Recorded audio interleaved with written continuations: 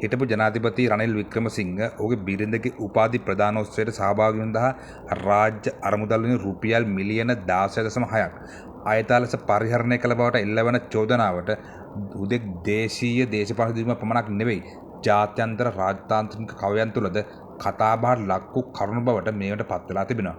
ඉතින් පහුගිය දින ලන්ඩනයේ ක්‍රියාත්මක වුණු CID විමර්ශනයක් සහ විදේශ නිරීක්ෂකයන්ගේ මතවාද සැලට ගත් විට ශ්‍රී ලංකා ඉතිහාසයේ ප්‍රථම වතාවට හිටපු විධායක ජනාධිපතිවරයෙකු මහවුලු ගෙදර läගීමේ ඓතිහාසික නමුත් කේජජනක ඉරණීමට මුහුණ දීමට අවදානම් පවතිනවා. මෙම විමර්ශනයේ තීරණාත්මක සාධකවල පත්ව තියෙන්නේ අපරාධ පරිසර දෙපාර්තමේන්තුවේ විශේෂ කණ්ඩායමක් ලන්ඩන් නුවරට ගොස් සිදු කළ විමර්ශනය. විදේශ වාර්තා හා රාජතාන්ත්‍රික ආරංචි මාර්ග පෙන්වන දෙන පරිදි වෙනත් රටක රාජ්‍ය නායකයෙකුට එරෙහිව එම රටේම පොලිස් කණ්ඩායමක් විදේශීය භූමියක විමර්ශනයක් සිදු කිරීම ඉතා දුර්ලභ සහ බරපතල සිදුවීමක්. CID කණ්ඩායම විසින් ලන්ඩනයේ ශ්‍රී ලංකා මහා කොන්සලස් කාර්යාලයේ නිලධාරීන් සිව් දෙනෙකුගෙන් ප්‍රකාශටහන් කරගෙන තිබුණ අතර අද දින දිවයින පැමිණීමෙන් පසු ඉදිරිපත් කරන වාර්තාවෙන් මෙම නඩුවේ හැරවුම් ලක්ෂයක් වනු ඇති බවට වාර්තා වෙනවා. ජාත්‍යන්තර මාධ්‍ය සහ දූෂණ විරෝධී ආයතන පෙන්වා දෙන පරිදි රාජ්‍ය නායකගේ පෞද්ගලික සංචාර සඳහා පොදු මහජන මුදල් භාවිතා කිරීම ගෝලීය වශයෙන් බරපතල අපරාධ ලෙස සැලකෙනවා. ප්‍රංශයේ හිටපු ජනාධිපති නිකලස් සාකෝසි සහ දකුණු කොරියාවේ හිටපු ජනාධිපති පාක් ගුන් හේ වැනි නායකයන්ට අත් වූ ඉරණම පිළිබඳ විදේශ විශ්ලේෂකයන්ගේ උදාහරණ ගැන දක්වලා තිබුණා. ශ්‍රී ලංකාවේ මෙම විමර්ශනයේ දෙස බටහිර ප්‍රජාව බලන්නේ රටේ නීතියේ ආධිපත්‍ය සහ වගවීම පරීක්ෂා කරන ප්‍රධාන විමර්ශනයි.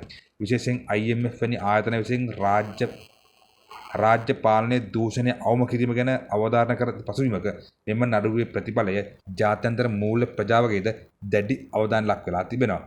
දේශීය හා විදේශී විමර්ශනවල කේන්ද්‍රීය ලක්ෂ්‍ය වී ඇත්තේ එක්සත් රාජධානී විශ්වවිද්‍යාලයෙන් ලැබුණු බව කියන මෙම ආරාධනා පත්‍රය රජයේ අතිරේක සොලිසිටර් ජෙනරාල් දිලීප් පීරිස් අධිකරණ හමුවේ ප්‍රකාශ කළ පරිදි මෙම ආරාධනාව නිල රාජ්‍ය තාන්ත්‍රික ආරාධනාවක්ද නැතහොත් හුදු පෞද්ගලික ආරාධනාවක්ද යන්න මත මුළු නඩුවම රඳාපවතින බවයි. එක්සත් රාජධානී විශ්වවිද්‍යාල බලධාරීන් සහ එරට අදාළ අංශ සමග සම්බන්ධ වෙමින් CID ලබාගෙන ඇති තොරතුරු මගින් මෙය පෞද්ගලික සංචාරයක් බව තහවුරු වුවහොත් රාජ්‍ය මුදල් අවභාවිතා කිරීමේ චෝදනාව සාධාරණ සැකයෙන් ඔබට ඔප්පු කිරීමේ හැකියාව නීතිපතිවරයා ලැබෙනවා. ඉතින් විමර්ශනයේ බරපතලකම තවදුරටත් තහවුරු වන්නේ හිටපු ජනාධිපති ලේකම් සමන් ඒකනායකට පනවා ඇති විදේශ ගමන් තහනම ඉවත් කිරීමට CID දැඩි ලෙස විවෘත වෙමින් ඔහුගේ දිනකී දරුපේ සිදුදිය වැනි මානුෂීය හේතුවක් පවා පසකලා අධිකරණ මෙම තහනම් පවත්වන්නට තීරණය කිරීම මේ නඩුවේ බරපතලකම් පෙන්눔 කරනවා. මේ නඩුව ඓතිහාස නඩු තීන්දුවක් වෙනවා. දිලීප් පීරිස් පවසන පරිදි විමර්ශන කටයුතු 90%ක් අවසන්. හෙට දින එනම් අද දින CID කණ්ඩායම ලන්ඩන් වාර්තා නීතිපතට ලබා දීමෙන් පසු කඩිනමින් මහාධිකරණ නඩුව හැරීමටත් කටයුතු කරන බවට රාජ්‍ය ප්‍රතිඥා දීලා තියෙනවා.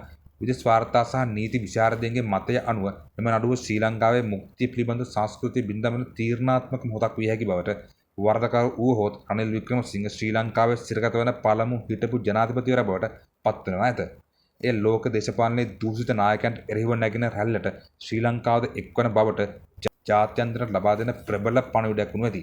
දැන් මුළු රටම බලා සිටින්නේ ලන්ඩන් වලින් එන CID වාර්තාව සහ එළඹෙන ජනවාරි 28 වෙනිදා අධිකරණ ඉදිරිපත් කරන ප්‍රගති වාර්තාව දෙසයි.